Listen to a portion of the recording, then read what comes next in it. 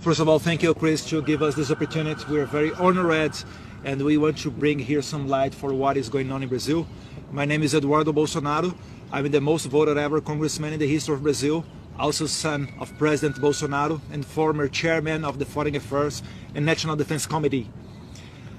I have always warned in my speeches in the Congress about the dangers of my country turning into a Cuba or Venezuela with their concentration camps.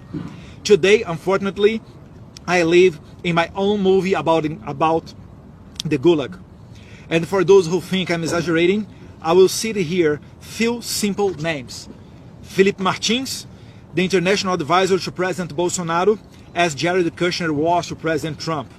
A brilliant young man in his 30s with a promising future, imprisoned by an exception tribunal, accused of a coup d'etat never attempted or planned, and without the hope of minimally fair treatment, as due process and broad defense no longer exists in Brazil. Colonel Câmara, the Bolsonaro security detail, who is now also in jail accused of an imaginary coup d'etat. And like them, veterinarians, gospel singers, sign language interpreters, comedians as Bismarck Fugas, and even a homeless and a person diagnosed with a high degree of autism, all of them imprisoned, accused of a coup d'etat. It's very clear that all this oppression and cruelty is just a step towards the ultimate goal, to imprison my father, the president who dared to put the interests of Brazilians first. My father is now persecuted and slandered in the most various ways. As in every tyranny, the limit of the ridiculous no longer exists. And he even faces the accusation of having committed the terrible crime of disturbing a whale. That's not a joke. He is criminally charged for passing by a whale on a jet ski. And the most impressionable thing is the complaint was made by Lula da Silva's environmental minister. This is more ridiculous than what Trump is having as charged here in the United States. My father is also accused of attempting a coup d'etat when he was no longer president.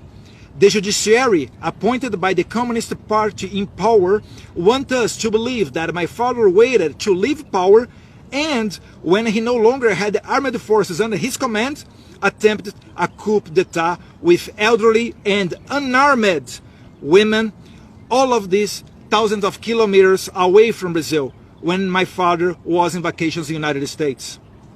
Going to the end, they want us to believe, Mr. Chris Smith, that women, elderly ladies, and all kinds of ordinary citizens, unarmed, are a danger to the rule of law. And those violating the rights and fundamental guarantees are the saviors. Ladies and gentlemen, these stories are not something that someone told me. We are living this right now, and with not even a single word from Biden administration, State Department, or any governmental authority from the homeland of democracy, the United States of America. The dozen colleagues that are following me here also will talk about terrifying situations. Brazil, unfortunately, is not a democracy anymore. Thank you. Thank you very much. Thank you, Mr. Eduardo.